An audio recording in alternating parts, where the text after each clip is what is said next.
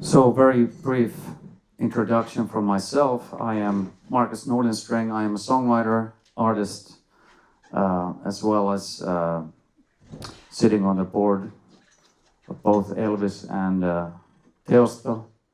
Nowadays, I'm the vice chairman of the board of Elvis. And I will pass on the microphone to this gentleman.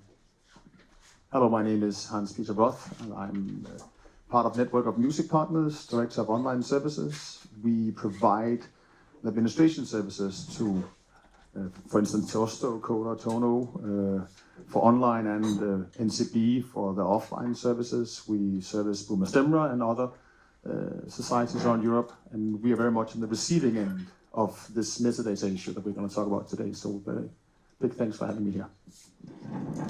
Hi everyone, I'm Turo Pekari. I work as Senior Advisor Innovation and Discovery at Teosto. Hi, my name is Niels Mosumgaard. I'm Chair of DPA in Denmark. I'm a songwriter and composer, and I'm also the Chairman of Coda in Denmark.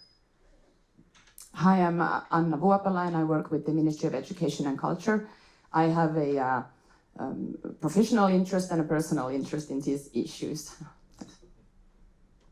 Hi, I'm Alphonse Karabuda. I'm a composer. I'm the chairman of SCAP, the equivalent to Elvis in Finland, and I'm also the president of EXA, the European Composer and Songwriter Alliance.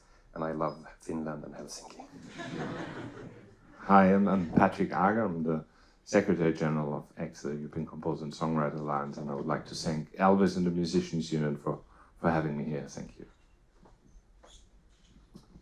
So, I have the pleasure of moderating this panel, and I would like to give a brief introduction of what we're going to talk about here today.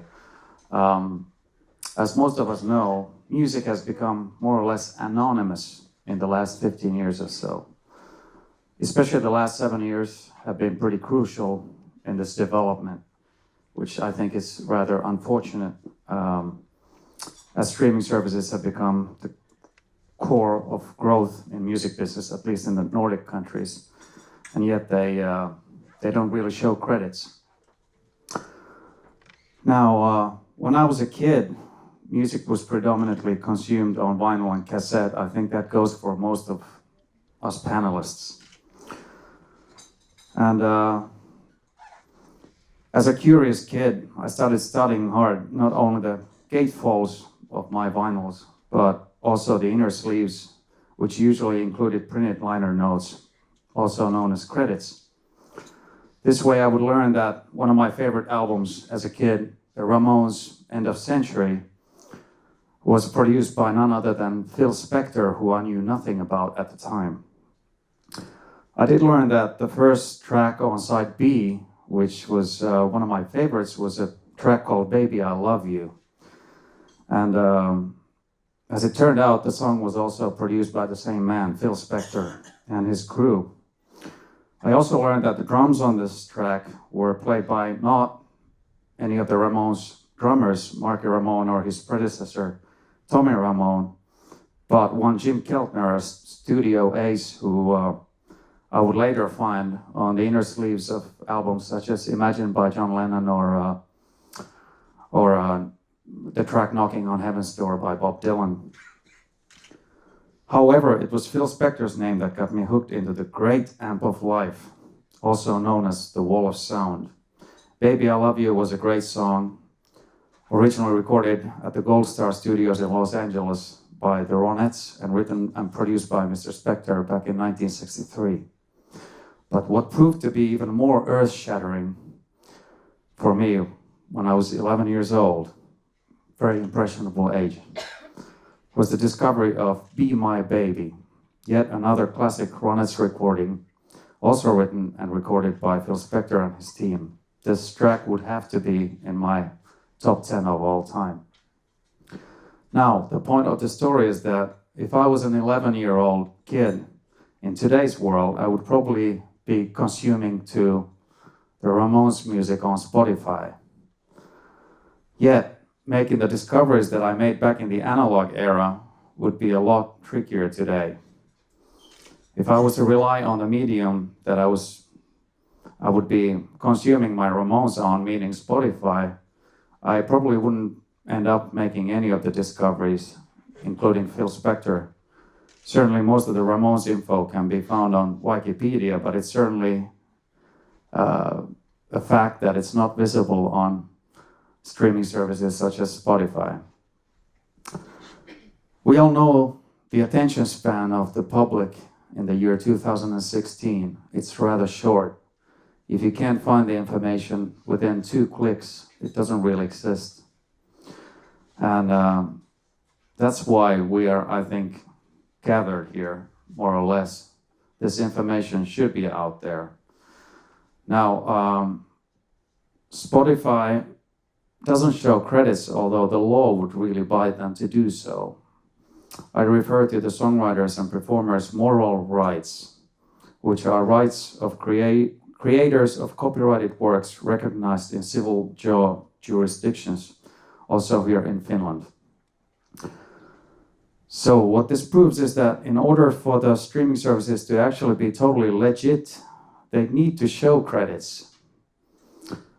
The authors, as well as the performing musicians, and the market leader Spotify certainly doesn't continue to do so.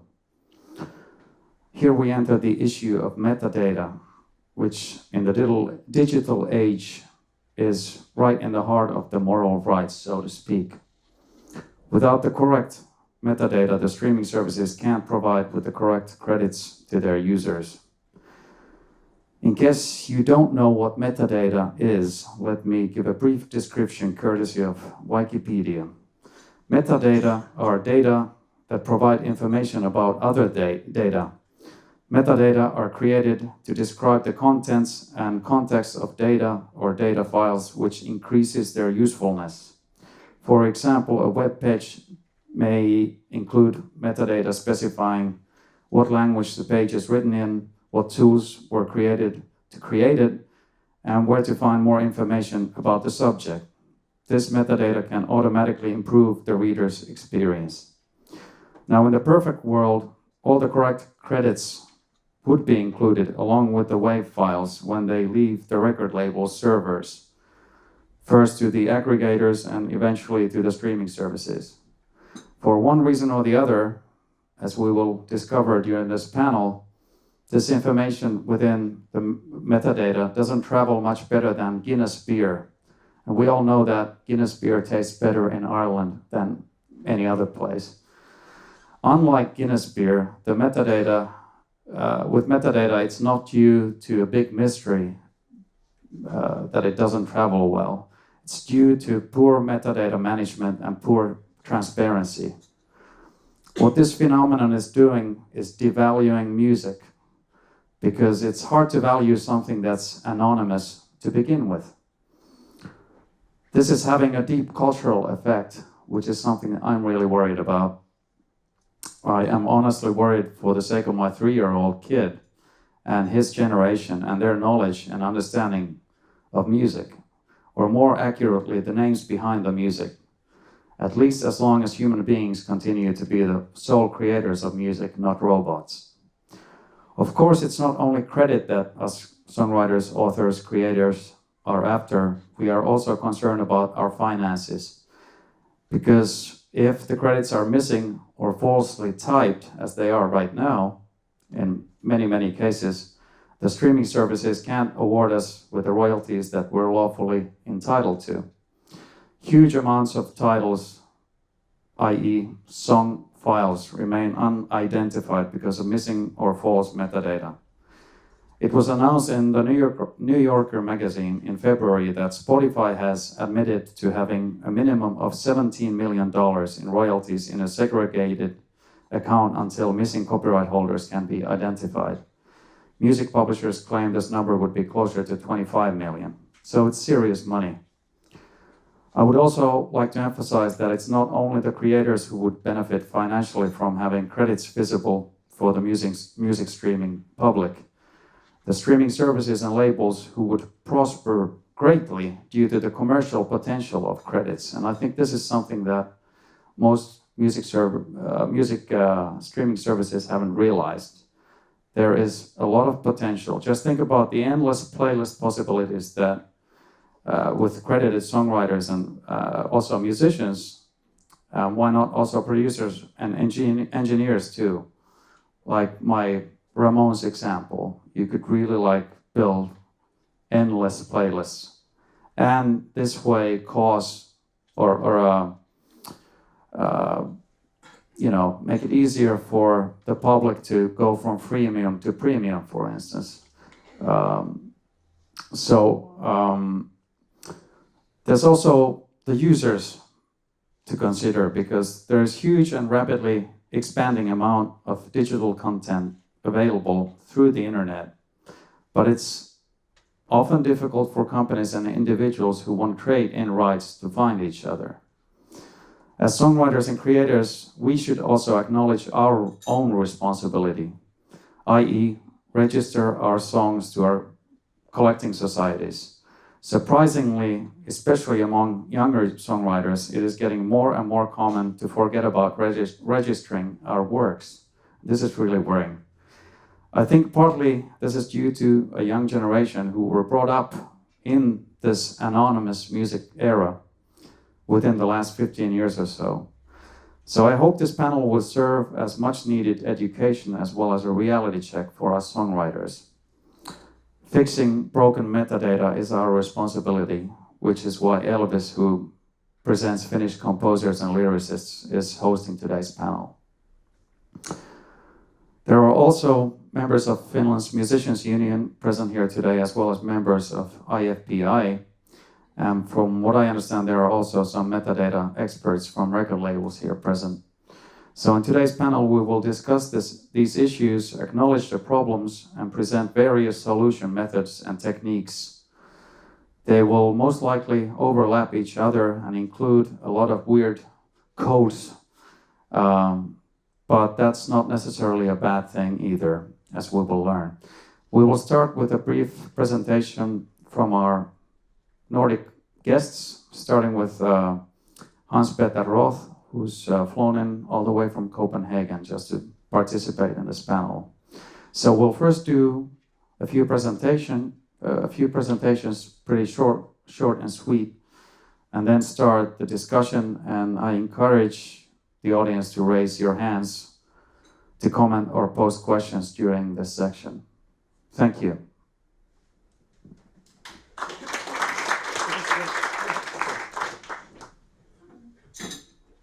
Thank you. I mean, fantastic framing of what we're talking about, because it's gonna, I mean, I'm gonna be preaching to the choir right now, because everything is just what I would have said if I had the chance. This is excellent stuff.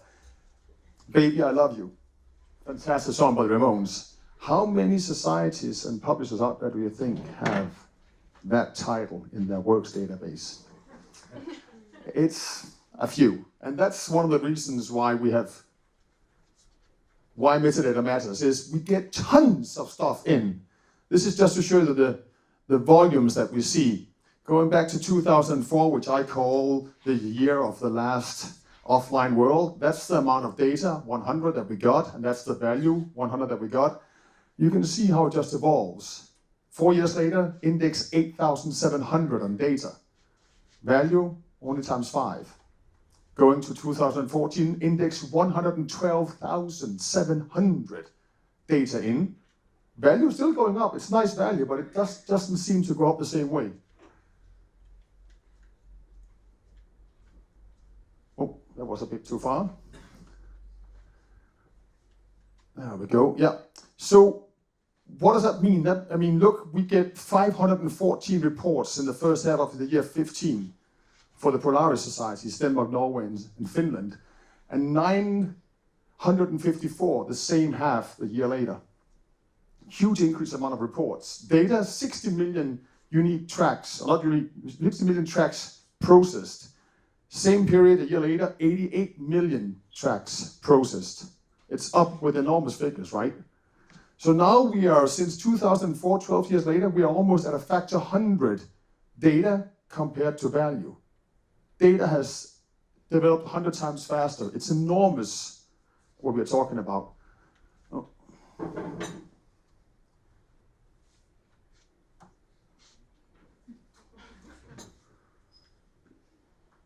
So what's the status on the metadata that we get?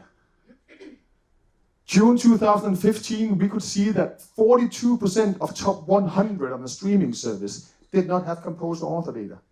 42%, that's 42 top streaming tracks. No composer, no author.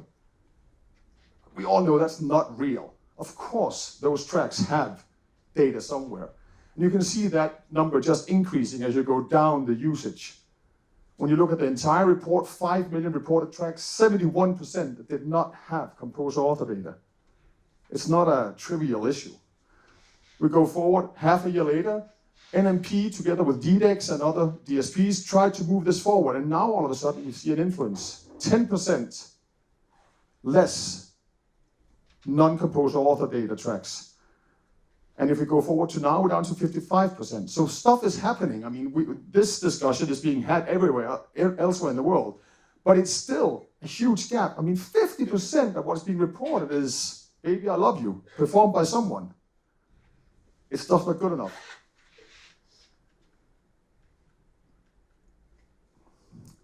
What does this mean? This means that this was the lines. Now we look at the streaming lines that we get. 35% originally, 61% auto match. Match, be careful. Anybody can match. It depends on the criteria. If I get a letter and a consonant and a vowel, I can do a match. It doesn't make it good, but let's just pretend that what we match is pretty okay. 35% composer author data, 61% match. 6 months later, 15% better metadata, 15% better match. So there is empirical evidence that given the metadata, we will match. But, as you were saying, Marcus, we can't match if there's nothing to match to. At the time of invoice, about 85% of value can be matched. The same data, 6 months later, now we match 90+%.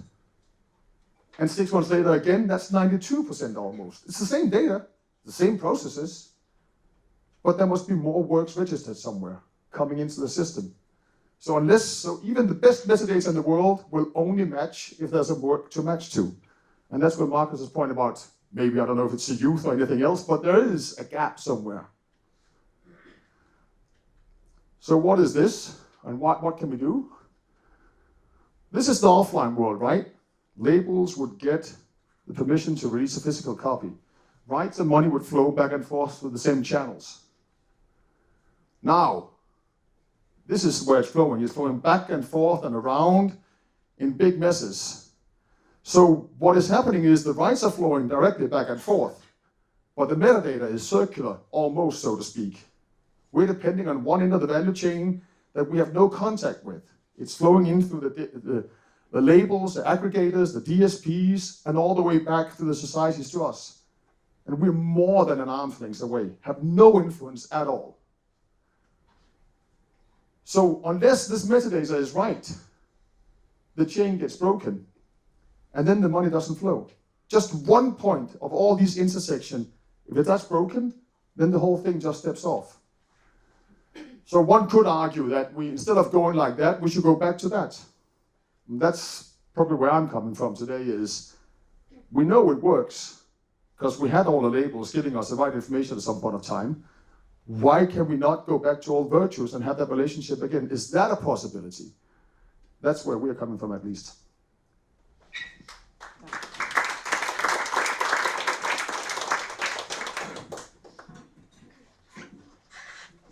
Okay, I'm not going to talk about how Teosta manages rights and handles the metadata, but I'm talking about the future and the blockchain.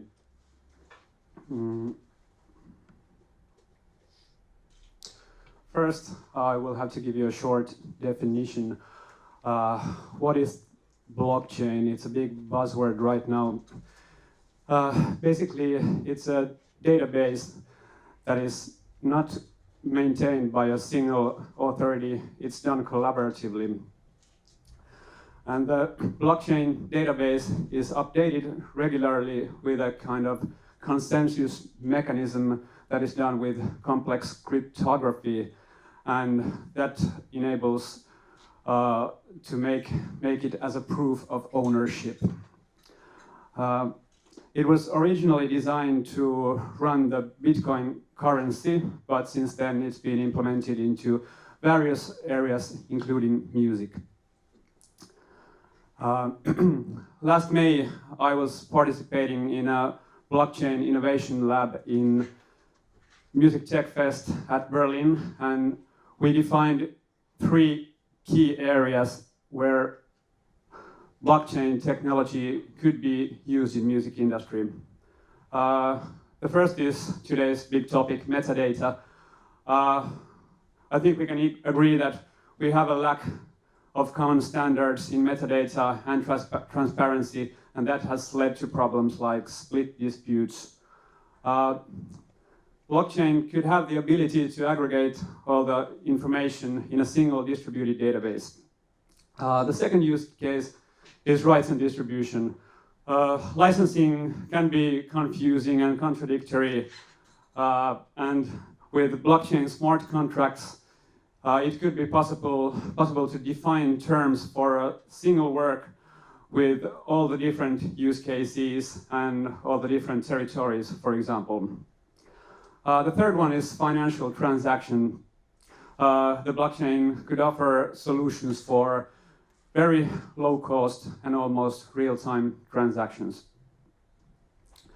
At the same time, we have to remember that we already have several formats like ISWC, ISRC, DDEX, etc. In order to come up with a blockchain solution that would work, we would have to, of course, implement all these kind of data formats to that solution. There are basically 3 possible future paths that I could think of. One is a kind of wet dream of technology enthusiast people who think that blockchain could like explode the whole existing music industry and start from the scratch, and that would make it more fair and transparent. That's not going to happen because I'm pretty sure that it's impossible to make any kind of good solutions without a wide participation from the whole music industry. The second possible future path could be open blockchain solutions that could be used inside the whole music industry.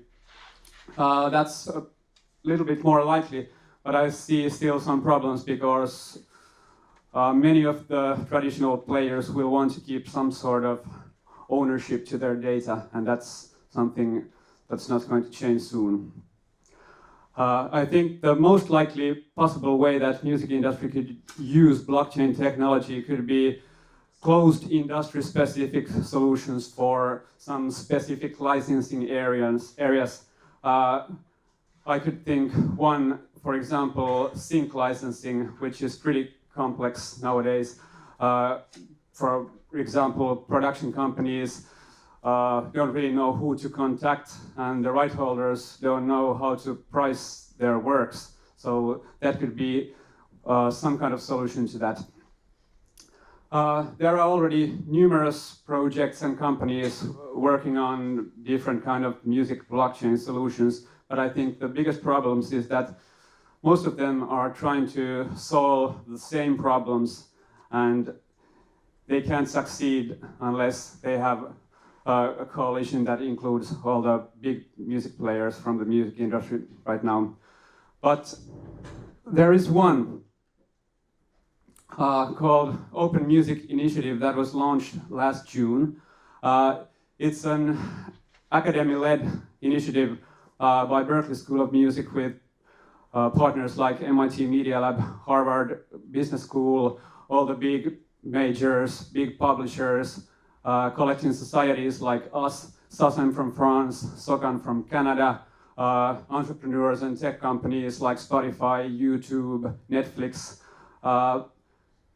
What Open Music Initiative will want to make is to create new open formats and standards, and to create new open ledger technologies like blockchain to solve basically all all the ongoing issues in right distribution management. This is work which has just begun, and I'm pretty excited to be a part of that, and hopefully this will lead into something interesting. But of course we have to remember that in any case, this is something that will take years' time to make anything happen, but it's still important. At Delsta, we see that this kind of collaboration is very important if you want to have some kind of future solutions for the music industry. I'm pretty sure that much of the work collection societies do could be automated, but still we have a crucial role in maintaining the value of music with our negotiation power. And one future solution could be that collection societies could be more like platform operators for music licensing than just music licensing organizations.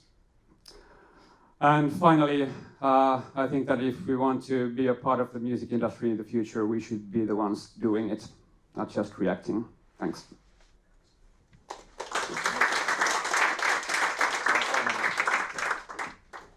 Yes.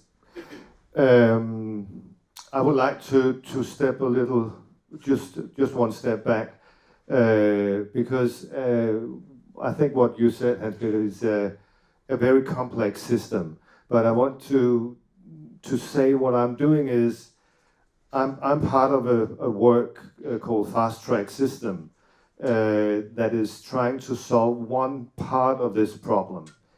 There is two ways in this system to upload to the service providers. It's the record companies. They have an ISRC code that contains the data of the musicians and the record label. They send that to the service providers. The service providers, they record what is actually used. And they send back to the collecting societies, to the authors, to the writers, and to the publishers.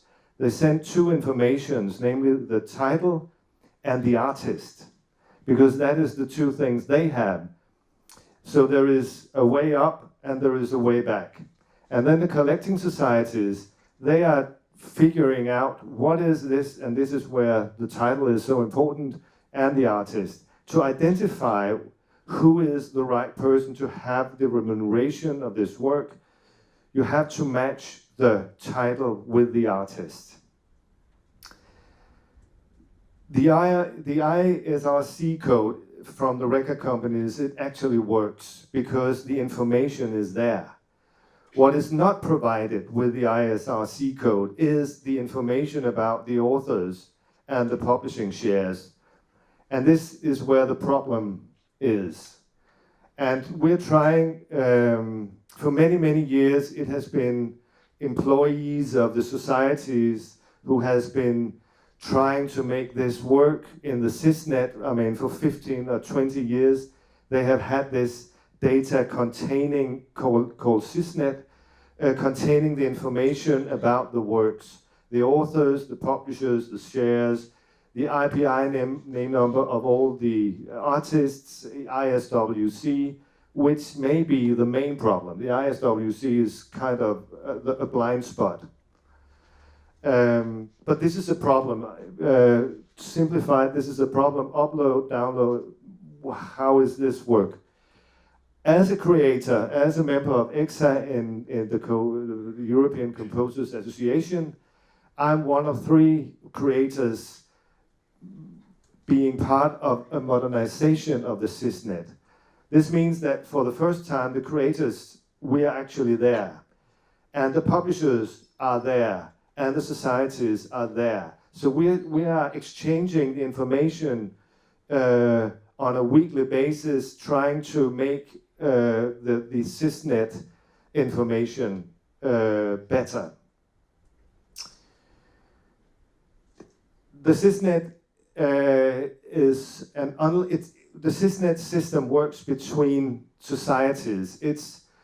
We have this match, oh, it's a Swedish composer, we have to go to STIM, and there's a Finnish co-writer, we have to go to Osto. how do we match all this information, and it works in some ways, but we have to modernize it. What is so important is that we never had the chance to manually check if our works is registered the right way. So what we're trying to provide here is a view, a personal view for each creator to see how his or her work is actually registered on a global level. So in 2017, next year, we hope we have an open view for creators where you can see the works you have a vested interest in.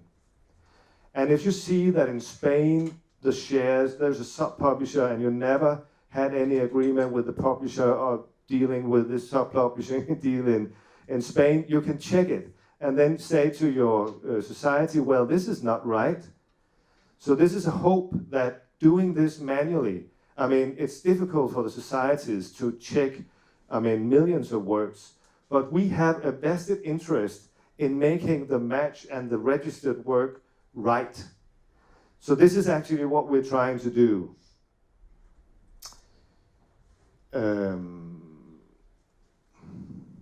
Yeah, there's much information here. So this is a system.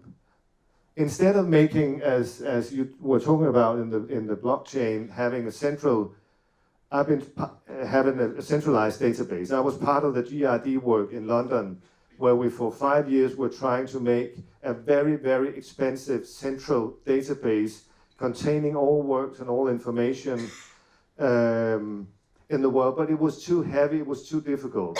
And then we have this CIS-NET system and the fast track system containing a decentralized structure. So you can communicate between different databases. You don't have to make a centralized database. You can use the databases already there. So we have the ICE database in Northern Europe. You have the Ammonia database in Southern Europe. You have in US, they are trying to make their own standard, but the exchange of information is this CIS-NET node going back and forth between the different databases. But this is between societies. The only way that Spotify and Tidal and the others are connected is the title of the work and the artist. And this may not be enough. Yeah, this is what I would like to say last. We are making 3 views to this decentralized database structure. There is an open view with the general information of all works, and you can go there and see if this title is, who is this title, who has this title. The publishers, they need special access, of course, as we do, to the information they need to have on their works. How many different publishers are the co-writers, are sharing this work?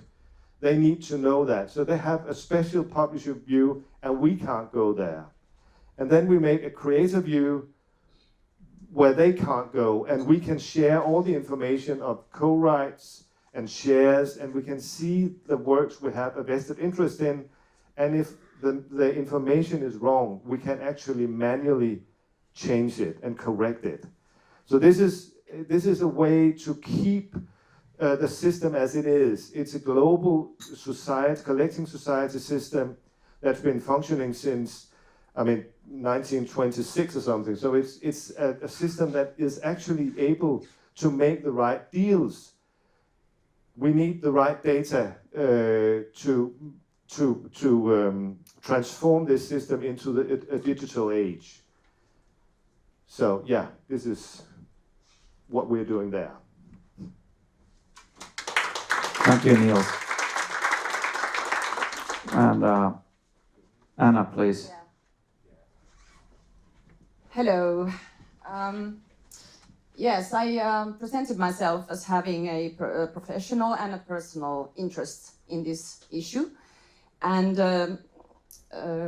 when we're talking about making the copyright system more sustainable in the digital economy and in the digital market. So what I'm trying to, form some opinion about is whether we need some metadata standards for aggregators. And why would we need this is because we want to know more about what we are buying or what we are actually listening to while listening to streaming services. So this is, the basic first idea. But I have the professional interest in these issues because I come from the outside. I come from the ministry. I have seen 15 years of development, and I'm not in the market. I have been preparing copyright law to try to keep up with the technology changes and with the tremendous challenges that the swift from analog to digital has actually, meant for the right holders. So I know about the difficulties. But I also have seen that, in 2001 when I started, the Information Society Directive was adopted. I implemented it together, of course, with the ministries and the parliament. I saw the development from information society to knowledge-based economy, and further on to what we are now trying. We're still trying, and what are we missing? We're missing some basic elements, and that is metadata. It's a technical issue, and it's a basic element. So why do we need something? Why do we need a standard for metadata? It's because we don't want to lose valuable information about works. And for me, as a personal, like a consumer, for example, I heard Markus say before that he just checked the CD or the LP cover and found out a lot of issues. I remember when my dad said something to me. I said, Madonna is great, this song is wonderful, it's great. He said, well, does she make her own music or not? Do you care? It's only important if she does her own music. And that's why, that's something I remember now much more clearer than ever before. It was something that, he said that made me always check this issue, whether they are just artists or whether they have some, even further going creative, knowledge within them or something. Anyway, so we know, Hans-Peter said that there is evidence about the metadata being poor. We have some data on it, so this means that we need to do something about it. And I think that we can fix it. However, now we have heard some panelists about all kinds of, initiatives trying partly to fix one part of the problem, and also what's something going to look like in the future. But I'm talking about now. This is the time that we need to do something about it. But whose initiative is it to do something about it? And when I've been talking about this with people is that, it's not really, when we talk about crediting the authors, there are not really an entity, a big entity that can take upon this issue as their forefront matter. It's something else. We have so many challenges. You have the right holders organizations have so many issues with the economic rights, trying to make the stream, the flows of the money coming in. So this credit issue is kind of like, it'll solve, while trying to get this other thing fixed. But, I don't think that, it will never be finished, And also, this is important to understand, who cares about this? Is it the right holders or is it the people who are listening? What makes a person want to listen to something? It's because it feels somewhere inside, and you want to know that it's another person who's made it. And if you think that it's only some organization or some record label, it's not a person, it doesn't really make you feel, it's not as important to you anymore. And we're fighting about that, all the time, all kinds of things that the market needs to fight about, So it's important to stop and think about that. But do we have to build it like Rome was built in a day? We ask, was Rome built in a day? No. And should we try to build it in a day? No. But I want to highlight anyway that we're talking about the moral rights, and we want to have them somehow easier available to us. So as easy as glancing at the back of the CD. Is it possible? Not now, because we have the streaming services are, well, they're saying that the metadata is so poor that they cannot even show it. Well, we can have different views about that, whether it's that poor or not. We know that it's poor, but you know, they have this need to have some authority to say that now it's correct and now we can show it. So how do we get there? How do we get the credits to be available where you need to have them available? Like Markus said, that it's really about 2 clicks. You know, it's not about persons, you know, children of 11 or whatever, going to various sources on the internet. There's all music, there's music brains, there's a lot of services gathering this information, and it's available, but it's not, you know, right at the moment where it should be.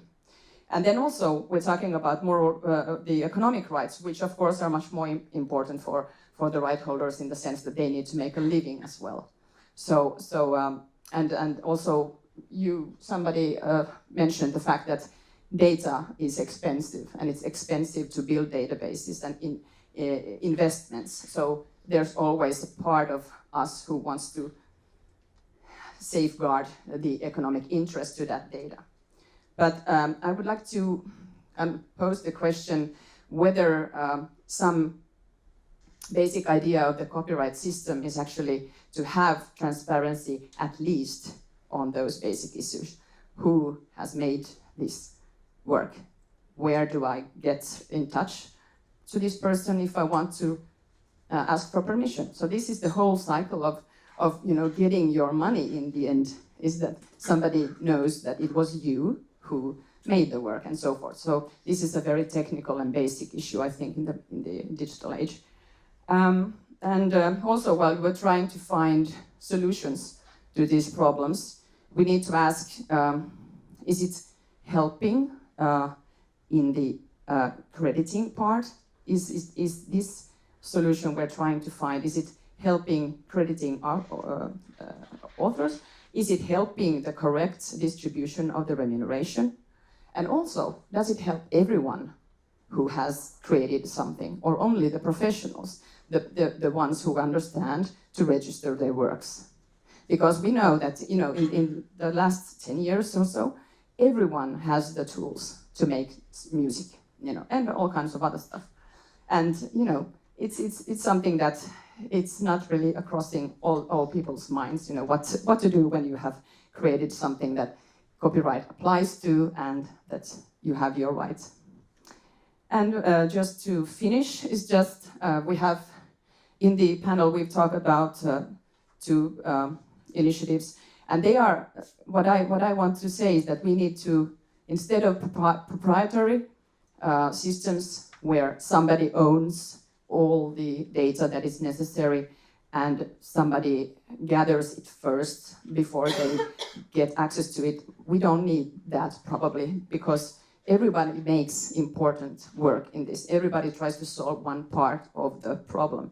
So the Linked Content Coalition, which I heard about actually in Geneva just last April, is something that gathers all of the registers of identifiers of works or creators or sheet music. It's a lot of, like you see on the slide, that there are a lot of standardized, internationally standardized identifiers about and in the music business. But this is something that needs to be and can be gathered through a consortium together.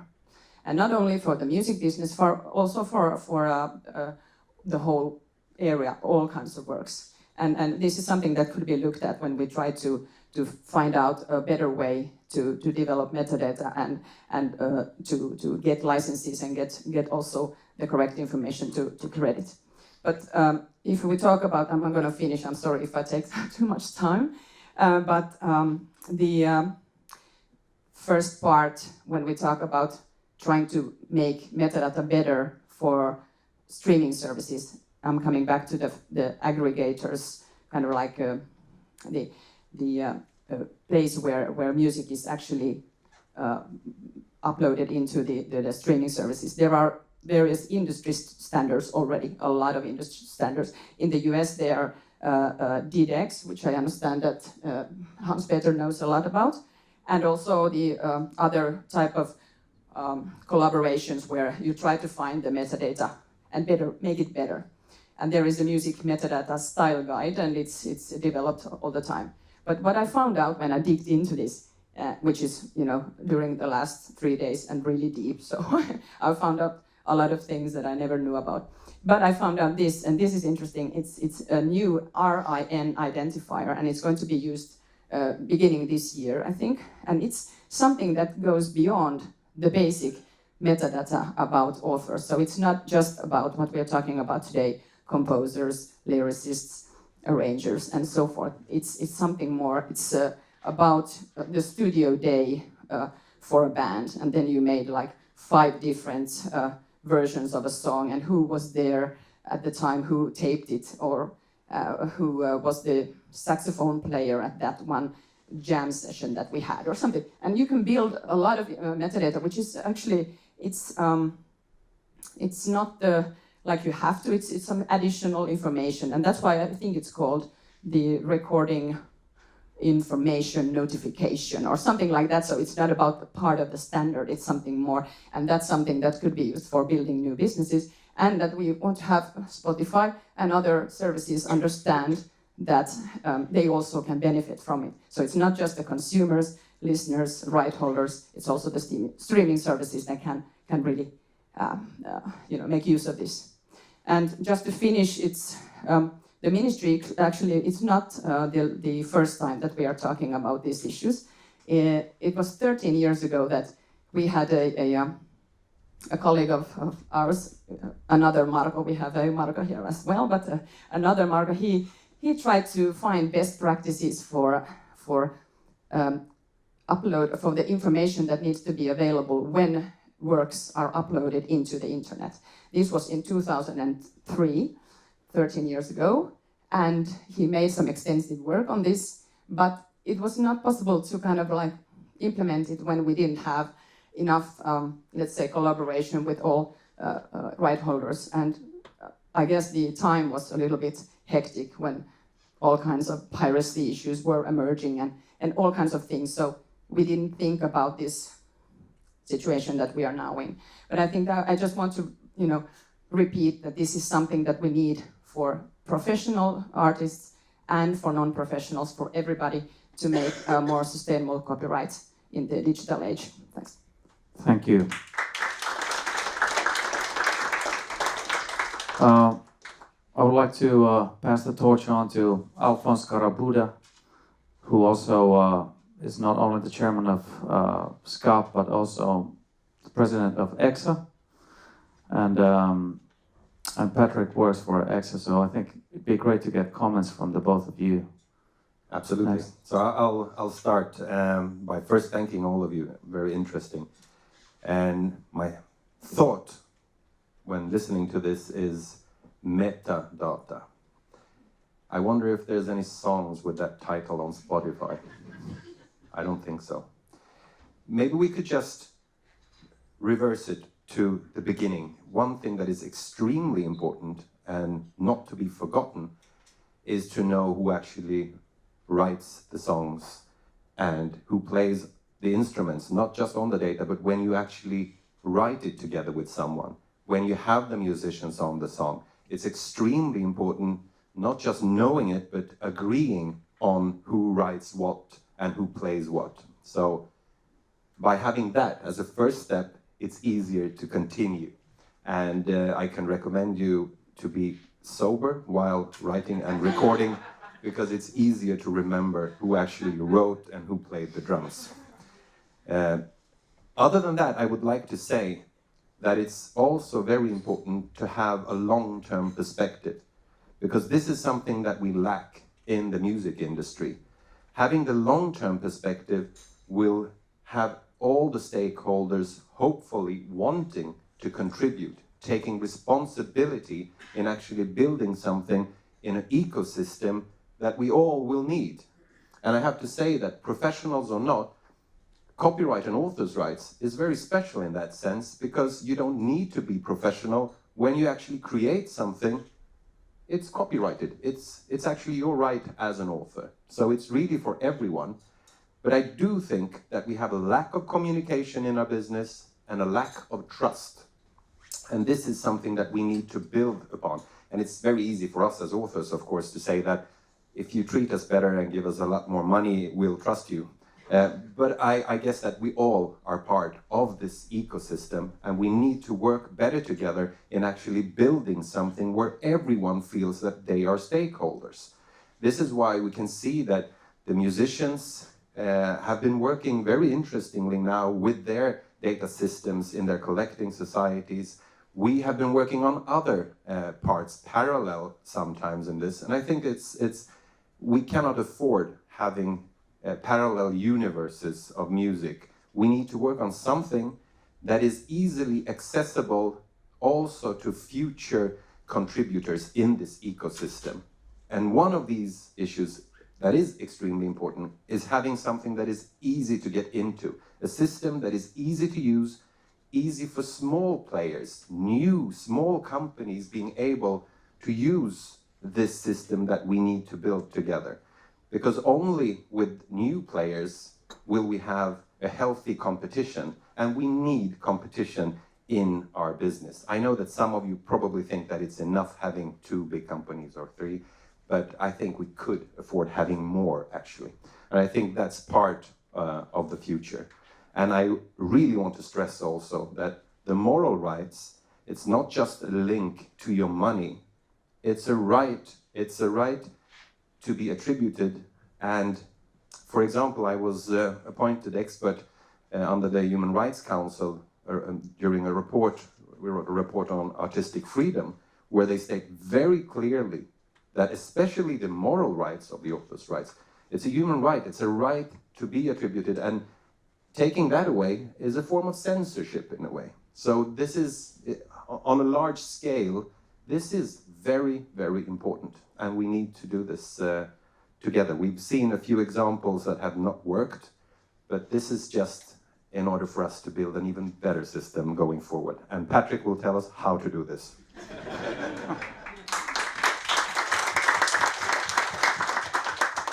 Well, anyway, thanks a lot again for organizing this. And I scribbled down some notes, and unfortunately I can't read them anymore, but out of my brain and out of my memory, I think metadata, if this is really the focus of the discussion, is a dry and very complex technical issue. And the bottom line is, I think, is really to try to have a cluster and to try to, look into the music ecosystem and see where are the bits, the segments of the ecosystem where we can work on and where we can find solutions.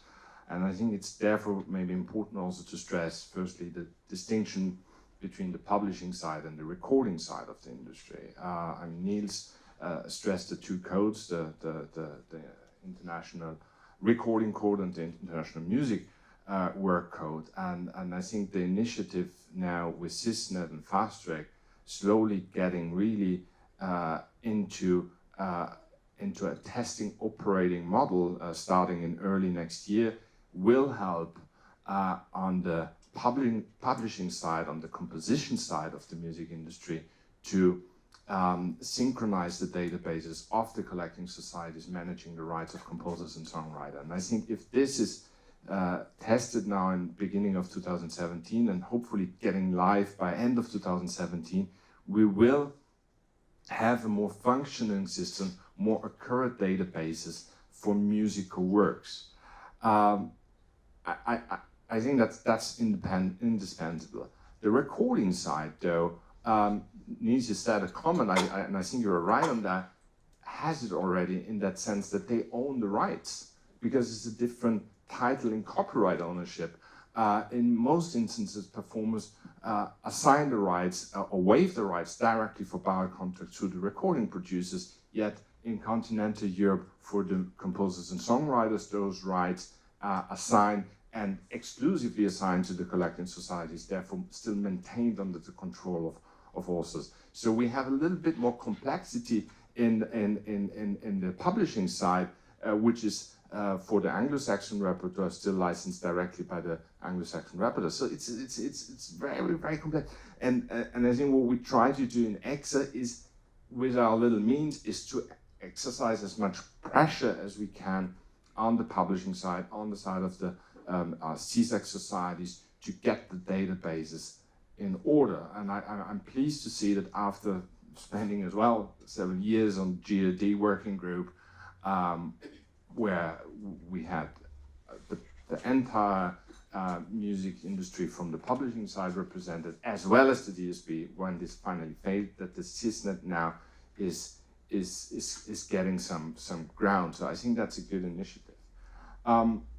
So for the metadata, I think an interesting is also it's also important to look into the government beer and to look at what legislation can do, because if rights are assigned and if there's no transparency in the assignment of rights and the reporting back, especially for the performers and the musicians, then there's not so much accuracy and not so much transparency in there. And I'm pleased to see that after our lobbying in Brussels, we will probably have some more transparency standards, how publishers and recording companies will have to report back to performers and to composers and to songwriters on how the rights are licensed. So I think there's some non-transparency which needs to be a little bit more, getting a little bit more sorted out. Also the direct deals in return of equity shares and upfront payment, which are not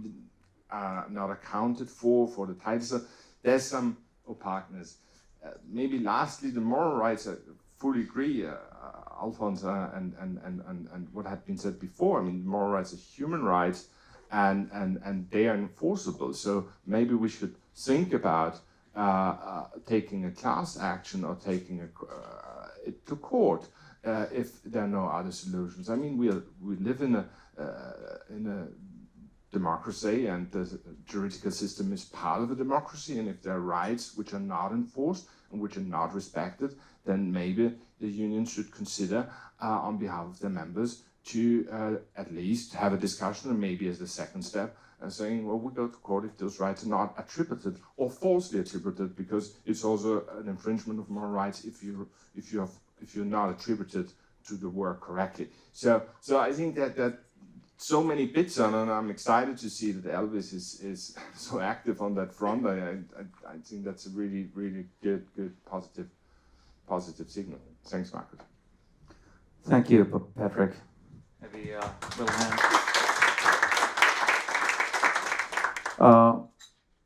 I've been we had a similar panel in Finnish last October during the Music and Media conference, and it was kind of, I sort of had an idea that the problem must be either at the streaming services end or the labels or the aggregators, but definitely not the musicians. And now, Alphonse, you brought up the same thing that I did in my introduction, the fact that I think a lot of authors and creators are also lacking the the responsibility would be the right word, or they're escaping it, thinking that we don't really have to do it. I've been thinking about this utopia that what if it be impossible to render a Pro Tools file, before you make it into a WAV file, that it'd be impossible to do unless you filled the metadata in. That you'd kind of go all the way back to where the creation is getting its birth. And then if it'd be possible to kind of continue filling the metadata on the way, first to the mixing engineer, then to the mastering engineer, eventually to the record label, then to the aggregator, and then eventually to the streaming service. Of course, the aggregator and streaming service shouldn't have the ability to fuck with the information, so to speak. Alphonse, go ahead. I'm sure most of you already know that, but there are interesting initiatives handling exactly this. And if I was here making, trying to promote one of our members, which I'm not, then I would say a program like Oddly or something, but let's keep it open for others, where you actually have a digital handshake. So everyone involved in it needs to have this key, digital key in a way, in getting acceptance. One thing and I'm moving forward. wondering about is like, why has it taken so long? Why are we at this point in 2016? It's been, we've been living in the streaming world for 7 years, and this problem sort of started already the very beginning of the century. I have the answer to that. It's really about the authors and the performers taking responsibility and taking initiative. It's the same thing when we talked about lobbying and we let others speak on our behalf. Actually, I think it's much more successful when we can speak on our own behalf, and the same way we can be part of solutions because we have a lot of experience. I'm not saying that we can handle it all, but we need to be part of our own future and how to create solutions. So, and this is not just fun, it's a lot of work, and we need to take that responsibility. And a comment to that, why did it take so long? Well, basically, I think one of the panelists said that metadata is inherently boring. It's totally unsexy. The music, the creation is interesting. Metadata is just, it's boring. So of course, it's like we do all these pronastic, what do you call them? Things we do before we have to do the boring stuff. So that's one thing. The second thing is also that the digital business is new, and it's always interesting to build a new business. But now it's built and it's gaining and it's returning revenues. So now we've run so fast forward. Now the elastic is like being tight, and now we have to catch up with all the boring stuff. So I think that's one of the questions is now we have time and maybe enough focus time to look at these things that are the underlying structures. Yeah, I agree with that, and I also agree with what Alfons said, that what I've understood also from the ministry point of view, we know lobbyists, they are different kind of people completely, from artists or lawyers, for example. Sometimes they are the same, of course. But I think that this is exactly what is important, is that the right holders themselves need to understand that their work is in the essence of the whole business. So what they are doing, that's in the essence, not what the other people are doing in between, because all of us, we have our own job to do. And I think that it starts with the fact that when you create something, that information that you're putting in on the paper or a digital file or whatever, it's coherent with something else that then makes the whole, machine tick. I think this is a very good point. I don't know why it took so long, but maybe it's because it's just now, really we are starting to feel the missing metadata problem, And in the US, they're actually now, I've stumbled on some really good presentations, slideshows, where they are actually teaching musicians about this. This is important, do this, and do it well, and make sure that they are not doing it. The aggregators taking off it, or somebody else, messing with the information, which is your information. I'd like to highlight something that Anna was talking about earlier and what Markus was also saying. Yes, I agree that the digital service providers could do better, but it's not just about streaming services, it's about all the possible use cases of music in the future. So in that case, I think collection societies and songwriters and publishers should discuss and question what's the minimum amount of metadata that should be available as wide as possible to make sure that the data is connected to the use cases of music. It's not just about openness or transparency, it's about existence. In digital economy, the work doesn't exist if it's not connected to the use cases. Well, I think that there's two things here. The moral rights and the credits. We could say to the streaming services that we want you to show the the authors and the publishers of the work, and not just having the information about the artist and the record company. But this is one thing that we need. It's something we can do in a dialogue with the streaming services, demanding that we want those who have written the music at least shown. I think the other thing is that the metadata, I mean, this is still a young thing. I mean, we had piracy, we had small bandwidth on the broadband, and this is something that is evolving, something that is developing. To expect that all the problems are solved in one go is, I mean, utopian. But we have the possibility right now, because we are part of the negotiation with the publishers in the CIS-NET, and we have the power in the collecting societies. So the metadata, I'm not that afraid of having the metadata solved, the problem solved in a few years. Because I think the initiative, the Swedish initiative about whenever you make a recording in your studio, you can make several registrations according to who's playing, who has shares in this work, and you can make it on the go. This is very important, but you couldn't do it before. I mean, someone has to invent the technology to do it. But this, I think, is very important, and then feed it to the streaming services, so they actually get the information about who has written this, and they can say Lennon, McCartney, and whatever. But I think it's two different things. Kind of, there is a metadata problem. It should, I believe, it will be solved, actually, and we have an influence in the CIS-NET. And I think that the other thing, the moral problem, we should force it upon the DSPs. Yeah, I actually agree again. Not only because you're a board member of EXA, but because I think it's a good point. I also think the metadata is a problem. It's a big problem, but it will be sorted sooner or later. When we talk about streaming, I think there's another problem which we should at least mention.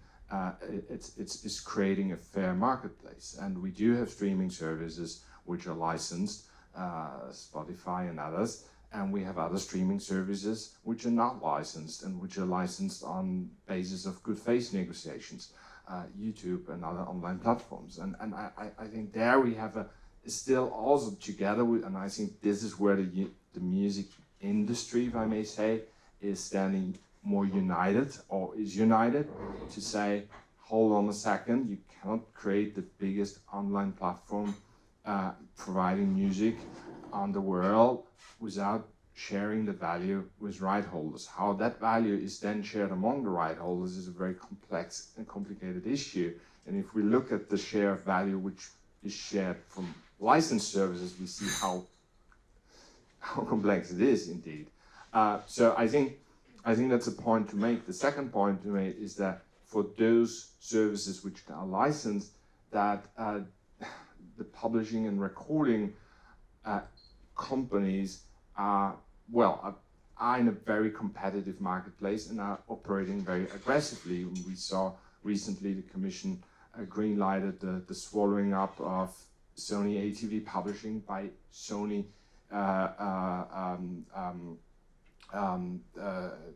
Sony Music Group in general. So the recording is buying the publishing in order to extract more value for the recording and diminish the value for the publishing. So, and again, here we go back to the copyright assignment question. So it's very, very complex. But I would also like to be optimistic and say I think if we work on the metadata, we will sort that out in system and others. But there are also bigger threats like the value share and the transfer value, which needs to be discussed. I know it's not a scope, but I just feel important that it's mentioned as well. Anna. I'd like to say that, of course, it's something the law says. It's in the legislation that you need to credit the authors.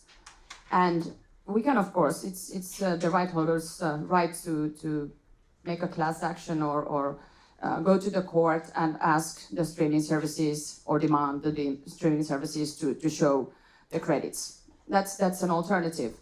But what I'm maybe more interested in or hoping that you would do is to try to make it a deal that benefits both and make something more than it already is, the business better, make it, bring more in so that we all, or you all, right holders get more out of it and not, start fighting again against each other. So this is something that we've been seeing, and sometimes, of course, in 5 or 6 or 7 years, you win, but it's not maybe worth it after, all the money invested in the process of going to court.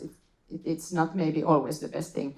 And what the Linked Content Coalition, one of the founders, Richard Hooper, he said that, well, this is something that we need to realize, that we are not fighting against each other. We are building upon what all we other do. We have the identifiers and the registers for that, and we have all the business structures already there, and we're developing our own field. So how can we just make them integrated, the data integrated into each other? And one thing that I wanted to mention is that if there are, non-professionals outside of the professional business, you don't have an identifier of some reason, you don't have it. You can, in this linked content system from the Copyright Hub, you can get a resolvable identifier, which means that when you click on that identifier, that number, it goes back to where it was issued and gives all the relevant information for the user. I think one of the things we're starting to touch upon here now is, what does it cost? And I think it's a huge important issue here, because everything can be solved. Enough time, enough resources, and we can do anything in the whole wide world.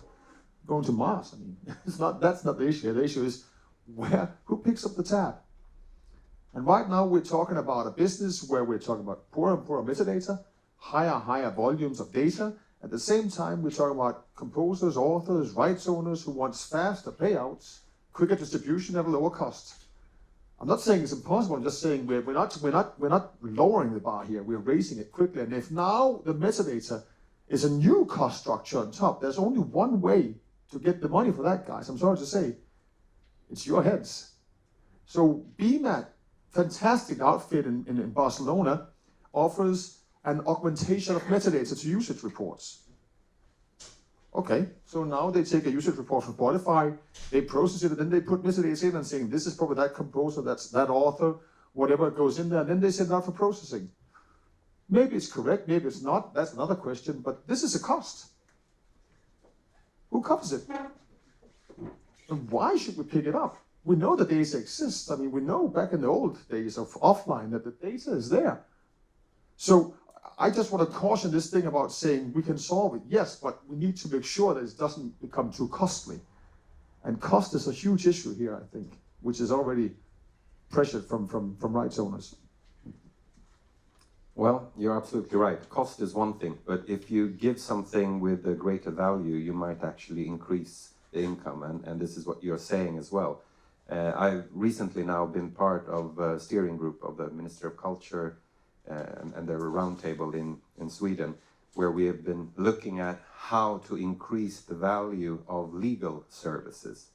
And this is, of course, an added value, just knowing who's playing the drums, absolutely. But it's also an added value knowing that you have a sustainable business model for the whole ecosystem. And this might increase the willingness also for consumers to even pay more or start paying, which will increase the overall income and is a good business for everyone. So I agree on the fact that we need to have a bigger pie, but sometimes you need maybe tools like transparency and a bit of fairness in order to actually get a bigger pie. And that's good for everyone. Well, I think when you talk about making a whole new system, a copyright hub, easy to access from the studios and for both professionals and amateurs, this kind of thinking, this kind of thinking lacks one thing, namely the agreements, the way to make the actual agreement with the ones who are selling the music. So we have a system already with the societies, and you can think about them whatever, but we have a system that is actually making the agreements in the market. So when we talk about making new registration forms, it's extremely important for me to see that they actually go back into the societies, the collecting and the collective societies, because that is where we all are. That is the place where both the art music and the commercial music and the publishers join forces to make the right prices. And you can say that, well, Spotify doesn't pay right, but Spotify is competing with YouTube, who doesn't pay at all. So, I mean, when you think about a system of making the right metadata, I think it's dangerous to try to invent something completely new and not having the societies and the existing economical system within the thought. Just to say that we have an agreement system that actually works. Important point, as well as what Alphonse brought up, that you should be sober while deciding what the shares are. In Finland, if you ask the media or the politicians, they will always say that the consumer is king. And I think that's one point that in the metadata discussions and debates that I've followed, and a lot of the boring, as Hans-Peter put it, a lot of the boring information that's out there on the web.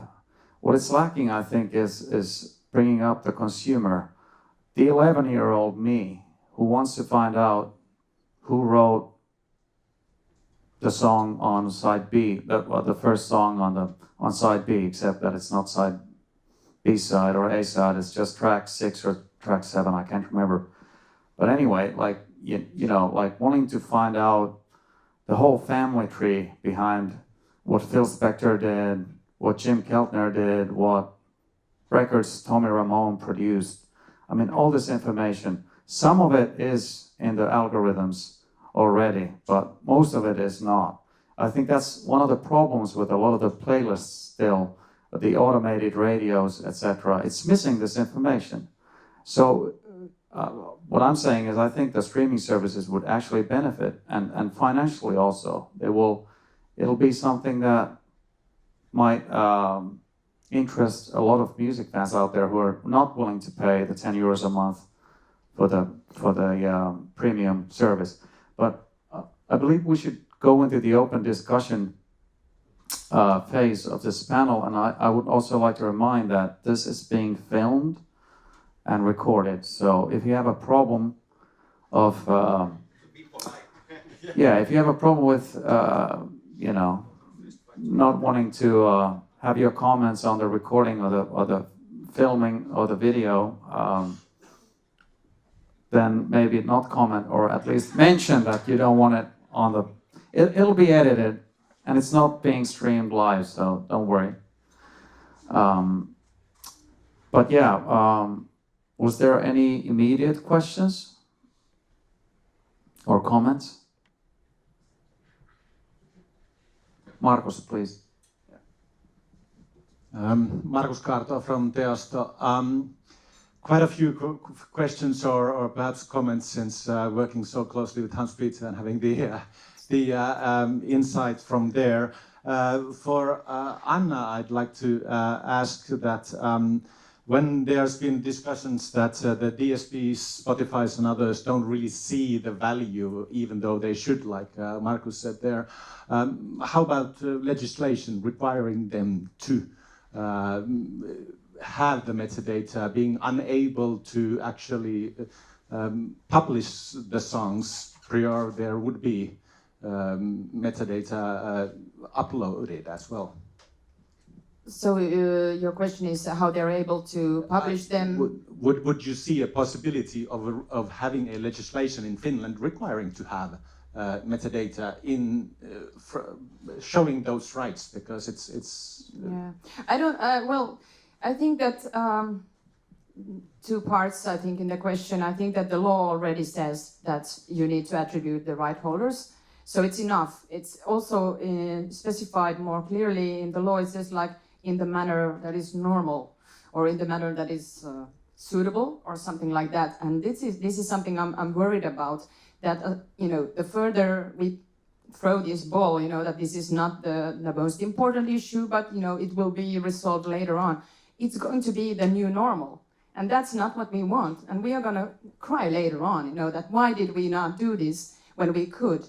And this means that we need to say to them that this is something that you can, you have it in the metadata when you get it, you just publish it, and then we will make our part and we will make it even better so that you will be able to make new business out of it. So it's not just like do it because we say it or do it because it's in the law, but make it somehow mutually, you know, good for both of us.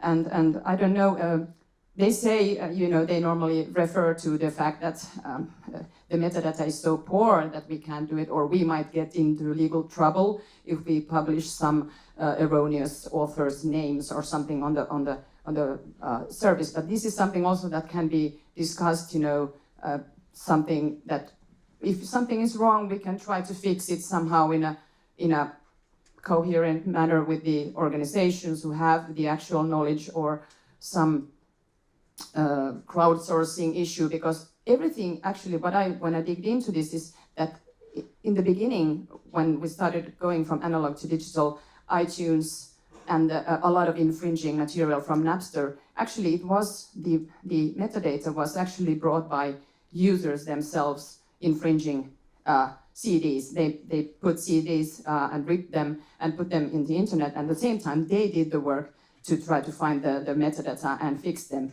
And then later on it became proprietary. So it's really about that. Okay. Yeah, I was just thinking that the information that the streaming services actually get, the metadata that they actually have from the creators, they come from the record companies. So I'm just wondering, I mean, if the societies actually offered the metadata on the authors and the publishers, then maybe Spotify and Wimp would actually show them. I mean, they don't have the access, but maybe there is an answer to that. We get the same thing from Spotify saying, why don't you match correctly? Why don't you give us authoritative data? And I can say, well, sure, we have the authoritative data, but when you give me Baby I Love You, performed by some garage band somewhere in South Africa, I have no clue which work it is. So basically I mean, yes, I can, Radiohead, I know, we get those guys, but there's a lot of stuff out there we just don't know out of context. So the authoritative data comes from the source, has to come from the label or the sober artists who are creating the tracks of the work. That's if it has to be authoritative. It can be indicative, as you're saying, if the users are uploading it, then it becomes indicative. But authoritative data has to come from the authoritative source, in my view. Yeah, and what is uploaded is the master, the master, and the master doesn't contain the information about the authors and the publishers. So maybe we should. Or the musicians. Yeah, it does. It is registered. The ISRC. It doesn't. It contains the information about the musicians. Not here. Not in Finland. I know that for It a should. fact. It should. No, it should. I'm sorry. It's just that there should be a way of connecting the information on the master track of both the musicians and the authors. Yes, thank you. I'm Lotta-Liina Pokkinen from the Finnish Musicians Union. It's been wonderful listening to this, although we all very much agree, but it's still very interesting. I was thinking, well, one practical question. I would really love to know how Teosto is paying out at the moment. I mean, how do you match the information you get from Spotify with your author information? That's one question. And then I'm thinking, I know that Teosto has contracts with YouTube and Spotify, and majors have contracts with Spotify. Could this be something that would be solved in the contracts? Saying like when you make a contract with Spotify, you there require them to have the metadata. Because I'm thinking, for instance, YouTube, they're really proud of their content ID system. So there already is this type of system in YouTube. You could just like make it public and add some information in there. Thank you. Thanks, Lotta. That is a possibility, being in charge of the Teosto's licensing and having these negotiations pretty much daily. Yes, we need to demand that more.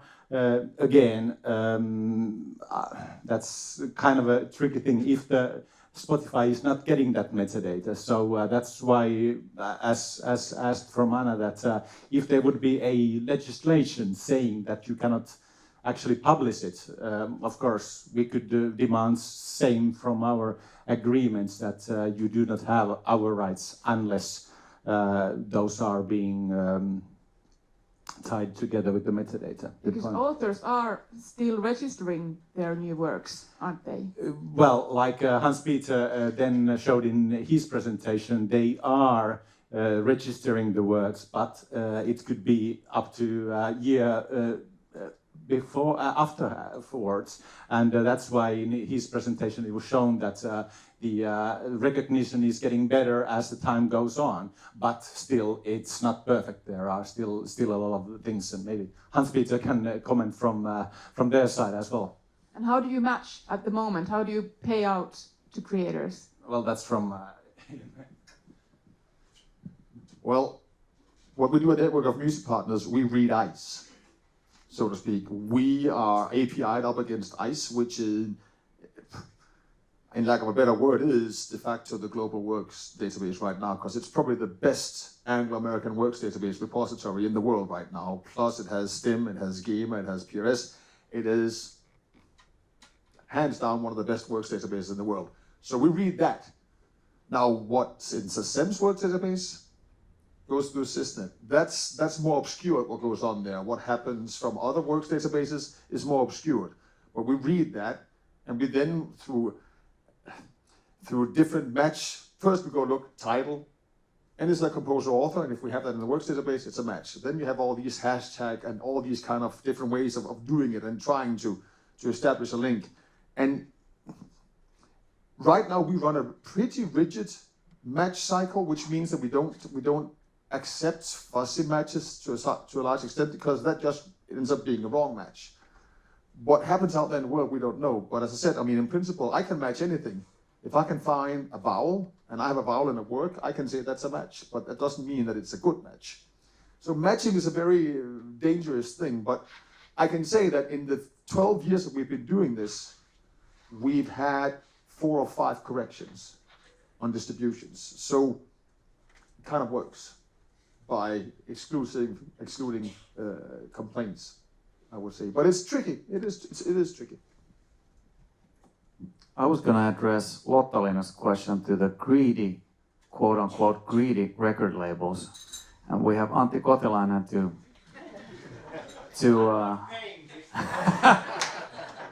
to answer the question. He is the head of IFPI here in Finland. So basically, I guess the question would be, would the record labels have a problem if the contract between Spotify and the majors would require to get the metadata and get it for sure? We are providing the metadata to them. I mean, we give them every information that is asked. The data is there. But if it wouldn't we only be... are only licensing our rights, of course. But if it wouldn't only be about delivering or for them to accept the metadata, but also to publish it so that it must be available, that you wouldn't, like, for instance, Warner wouldn't give a single cut to Spotify unless they printed the information, especially since they are the owners of Spotify. Yeah, but especially it's your rights and your licensing. We license our rights and you license your rights. But you do Question answered. You license artists and musicians, right? We license the neighboring rights. And then, plus that, we provide the information about authors and the metadata that is asked. We do provide it. Patrick. I exactly, and I would just like to make a point. I mean, moral rights are not licensed. They're attributable, and I think this is also on our side of the industry, the composers and the songwriter sides. It's the publisher's job to promote the authors and the composers. So it's the publisher's job when Teosto or RKM or a society is licensing its repertoire to Spotify or another service to make sure as well that those services mention the authors which are included in the license. And to our experience, not all are doing that job that perfectly well. So my finger is going to be pointing at Pekka Sipilä very soon, but first we'll let Hans-Peter. Well, just as we know that the pen is mightier than the sword, the carrot is much more efficient than the whip. And I think that you mentioned curation and Alphonse mentioned the pie. Now, this industry works on people being willing to pay. And if the product isn't worth paying for, they're going to stop doing it. So part of being able to give a good product is curation, it's being relevant, it's being on the spot of what you want as a consumer. Who plays the instruments, who produces, who's written, who's composed it. That stuff is gold for the DSPs. I'm not a writer, I'm just a user. I get baffled when they say, I've got 42 million tracks for you. I have no clue what to do with 42 million tracks. That's not a sales point. That's a scary point for me. I need those 200-300 tracks that I want to listen to, and that's where I think we should go. Build the overall pie, labels, get the right data to the DSP so that they can curate, provide more relevant services, and we can match and pay out. I like that better than I like going after them with the legal stick. In short, publishers do not license Spotify. It's done by Teosto, as Markus said. And otherwise, I would say that the publishers, music publishers as a community still believe in one worldwide database for musical works. It would be a fantastic solution, and I'm very disappointed that the GRD failed. I think it was a fantastic model. Unfortunately, some collecting societies decided not to fund it. That was the end of the fantastic project. And publishers as a community are not involved with Fast Track and CIS-NET, but I know that some individual publishers are there. So it's more and more going towards legislation. But should we first have Alphonse answer, or which one of you was first? Very quickly, I think we don't have to force the streaming services or anyone when licensing. Why not just give them two options, two deals?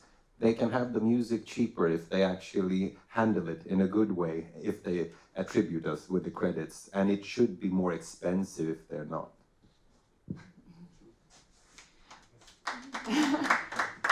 Yeah, I just wanted to comment. This is something that is outside my knowledge. It's the business itself. But I'm also interested in how these matches are done and the content recognition systems. I think those are also coming up a little bit. And somebody mentioned in the contracts, the content ID, that they have the reference files sent to YouTube. But I understand that those do not contain any metadata. Yeah, so those are not the ones that are actually delivered to the DSP, for the actual business, so to speak. Those are for fighting piracy, fighting infringement. So those are different. And I was just wondering whether they should actually be also there somehow. That system would cover it. And then another thing is that when you have the song with the same name from Bolivia, and then you have the same name by Radiohead or something, and then you have to match that, is of course probably very difficult, because we are living in the world where the millions and millions and millions of songs, and we only have one or few identifiers and not very broadly used. So always probably these problems are there, but I think that when you say that it's the right holders' own advantage when they develop their own metadata, and that's when it begins to actually happen. It doesn't happen before they understand it's their responsibility to make sure that their data is correct. What is strange is that, like I heard, we just put out a record about a month ago. We're through an indie distributor, the biggest one in Scandinavia, Playground, and you know, being my own label, I had to fill in the boring Excel file with the metadata, and I sent it to Playground. And what baffles me is that, like, they can't send that specific metadata file. They have to copy paste it onto a different database, and apparently before it reaches Spotify, it's gone through several generations. And apparently there were problems when there were the big mergers with the last one being EMI, that the databases are not speaking to one another, even within like one big label, especially with EMI when the publishing went to one place and most of the record label went into one place and then the rest of it went into Warner or whoever. Now, I find this just like incredible. How can it be that difficult? When of course it's a drag to have to type the stuff onto that one Excel file, but the fact that you can't, that the information is being copy-pasted by different people, it's quite telling that there was a somebody had once they had changed or copy-pasted the information to a different database. The second song title was already typed wrong, and when it left my computer, it was typed correctly. So I think this baffles me. How is this possible?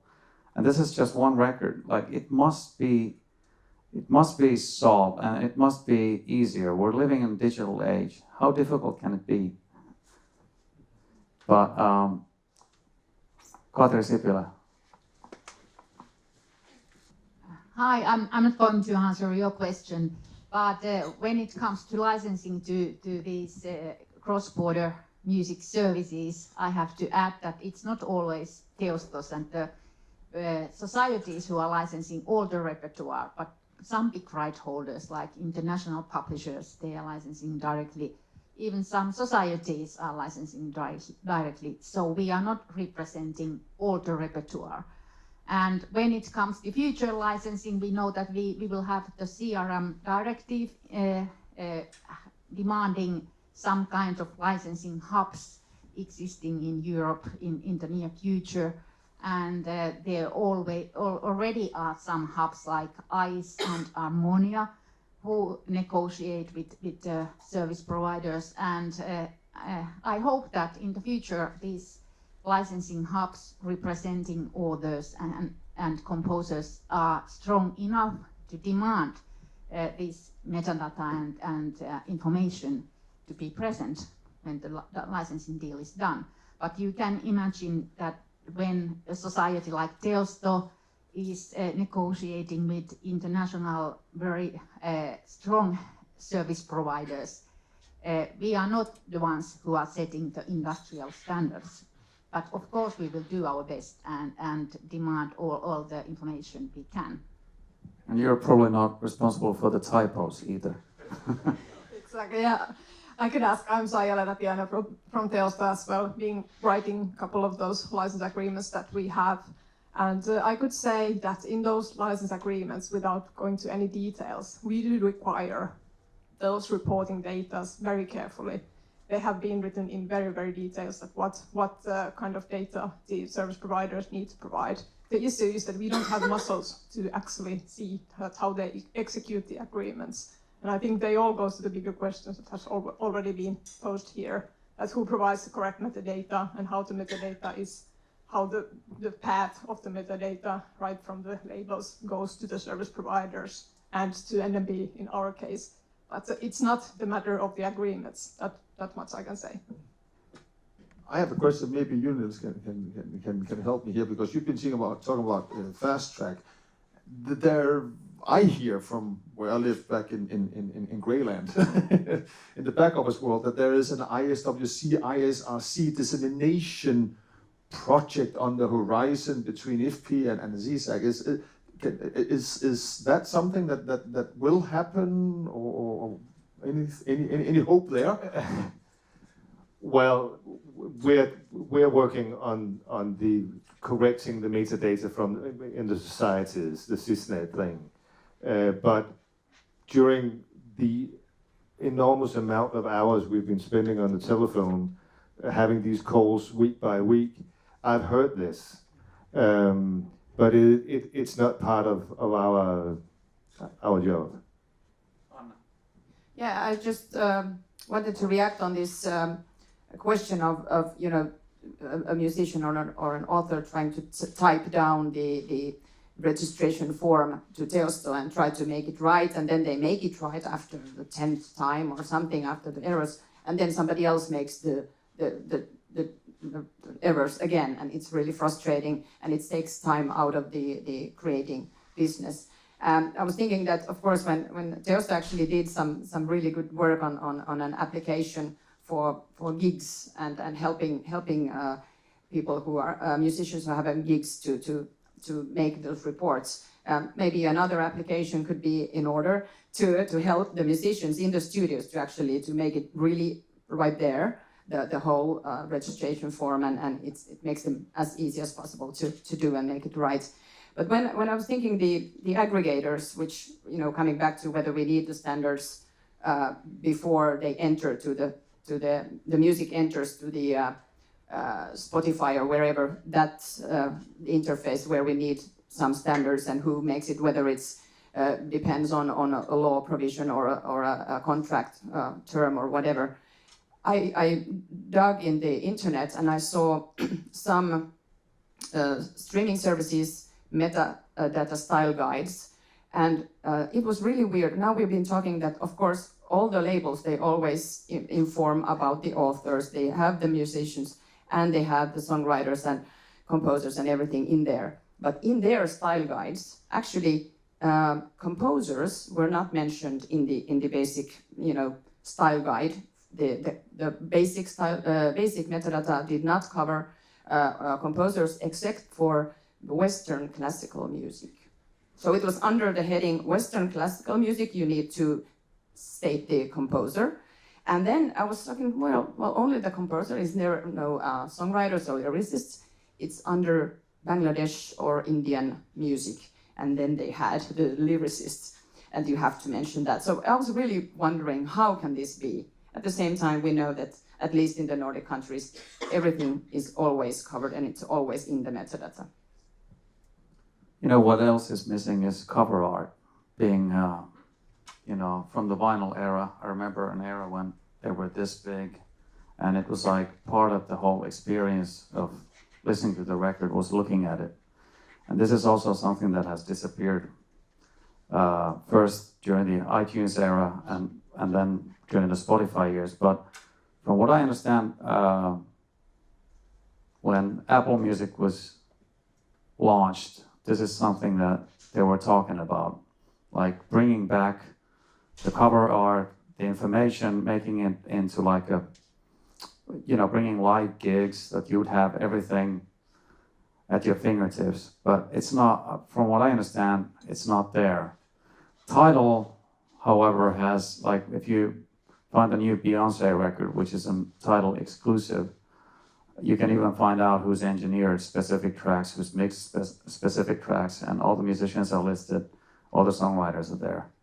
But this is like one release. It's mostly new releases.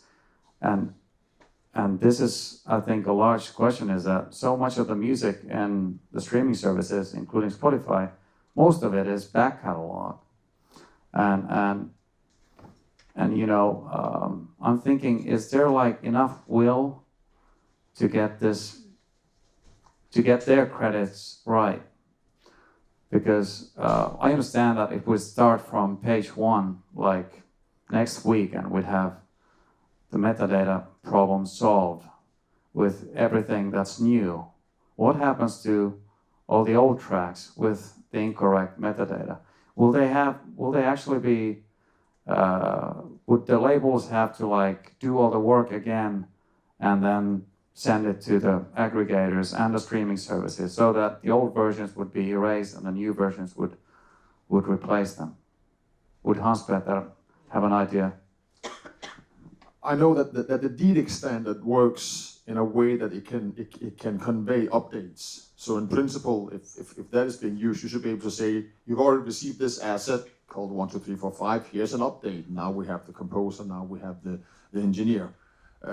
But this being a world where anybody can use any standard that they want and convey messages in any way they want, it's not the same thing as saying that it's fixed. I know that Apple Music uses their own proprietary label release format, whereas others will use the DDEX electronic release notifier. So it's very different. I want to say though that Apple is one of the good guys, saying that the music service does not have all. I know that this move that we're making to make aggregators and labels aware of metadata, Nick Williamson, who used to be Sellers and PRS, now at Apple, did a big tour in last summer, 2 small and medium-sized labels and aggregators in the UK and Europe, and tried to convey this message about metadata. And you can see that, I mean, over that 6-month period, 15% increase in metadata. So I mean, there are people out there who are doing good jobs. We just need to, in lack of a better word, leverage to get it done. 2 years ago or whatever, when I started to a little bit to wonder about this, I remember that one part of the lacking metadata, I thought that it only concerned the back catalog or the immense amount of music that had to be put in a fast mode into the systems so that it would cover everything. That was the whole fact, that to make them interesting for the consumer is, of course, that you have everything in there and not just, you know, some artists and some. And then I was wondering that they have actually, you know, some features, like they get the lyrics somehow out, the Spotify service, you know, you get from some songs, you get the lyrics out, and they might be wrong, you know, they might be not correct or something, but they have them there. And then they have a button that says, you know, this is, if this is not right, you could contact, music match or music match, something like that, the service that provides it, you can tell them and then correct it. So I was wondering whether for the back catalog, maybe you could do something like that, that you could have this, if this is not the right thing, maybe you could check. Record labels, from what I understand, they send the label copies to some entity, I can't remember which one, but they have basically all this data over there. And I remember when we had our last panel last year, somebody mentioned that like this isn't really something that we've looked into. Like what if the matching was, if you'd actually use that entity for matching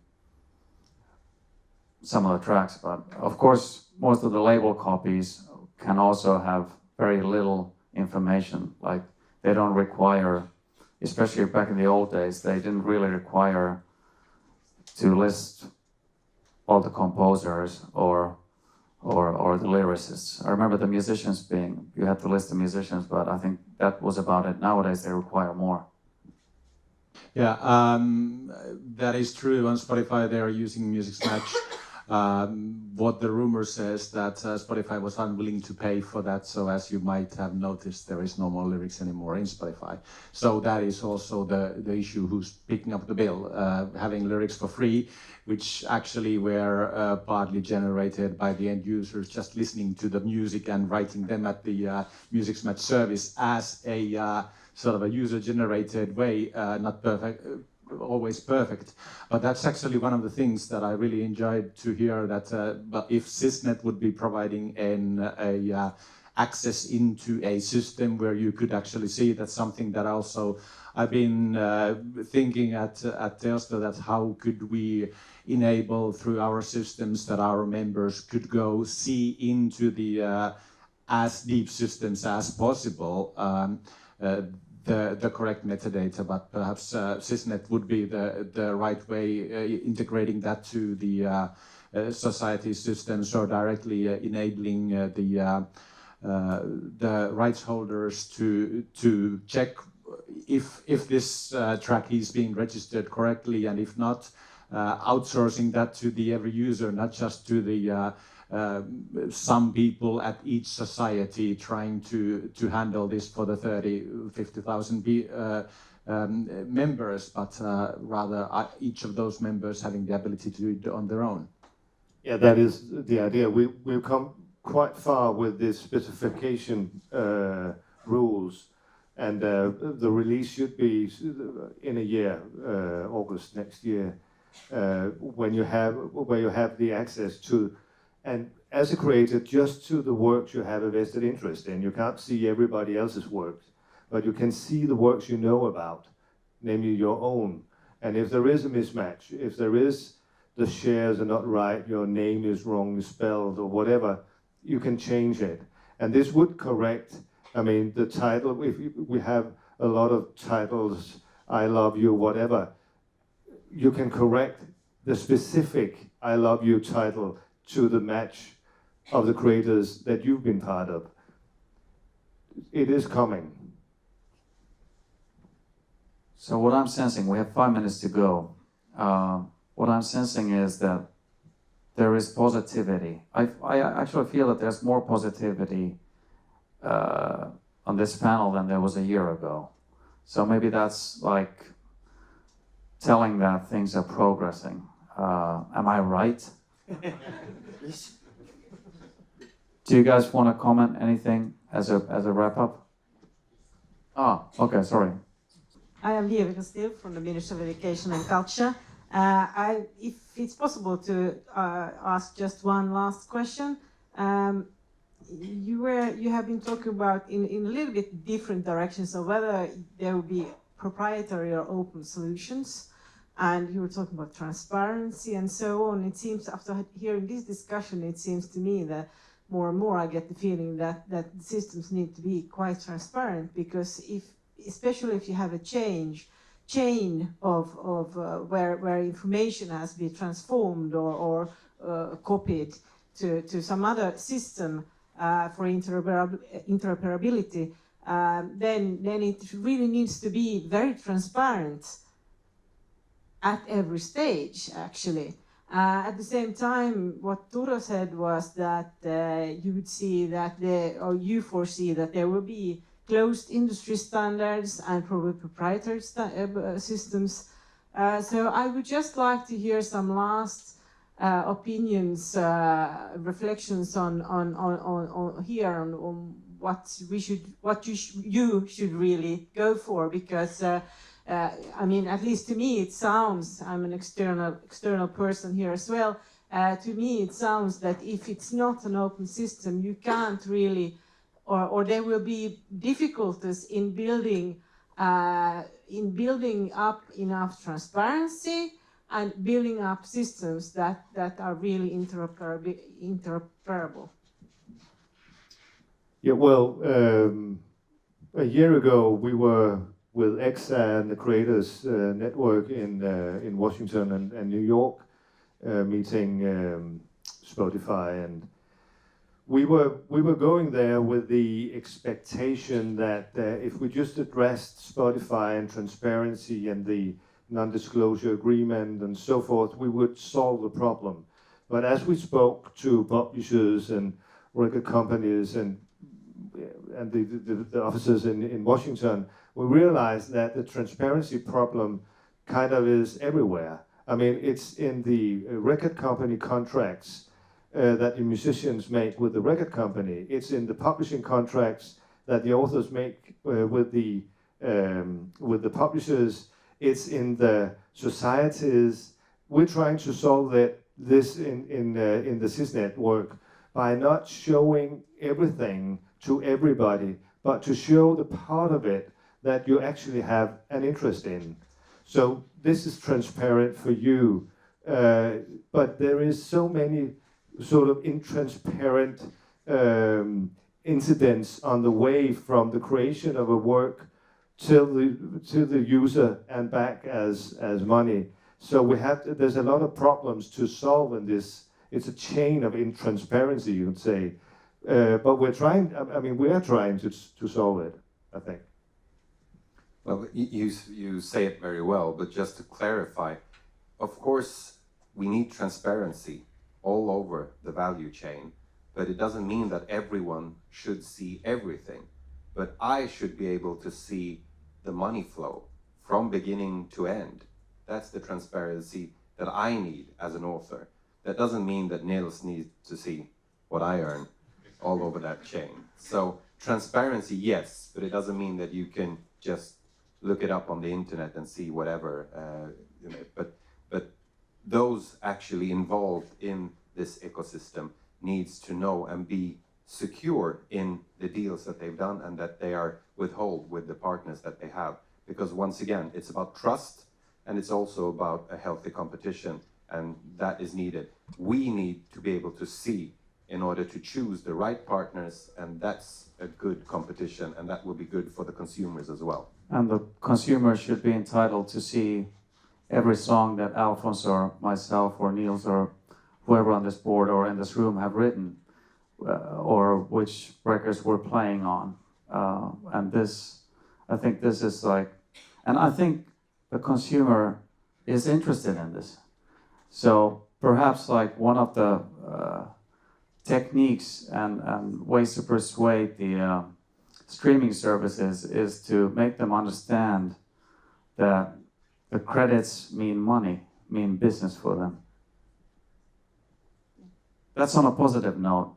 Anna, say something positive, then I'll let you talk, because we're running out of time. Yeah, I think that was positive. I mean, this is the fact that we should find out that the fact that we have all our job to do. So not to circulate this, whose job is what and when and so forth, and feeling kind of like insulted by the fact that somebody else is, asking you to improve. It's not about that. It's everybody takes it, and most important thing is that the authors have access to the information regarding their own works, but also the transparency needs to cover the users' need to know who is the right holder to any song, what they want to hear, because it's part of their interest. They need to know it. And then talking about proprietary or not, and where does the data become so important and valuable economically, that you have to set out some line between what is common, important for everybody and useful for everybody and free for everybody,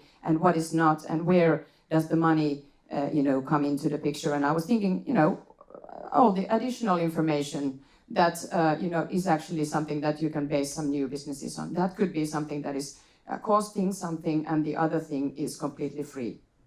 So the 11-year-old Ramones fans have hope. Thank you. Thank you to the panelists. Thank you all for being here.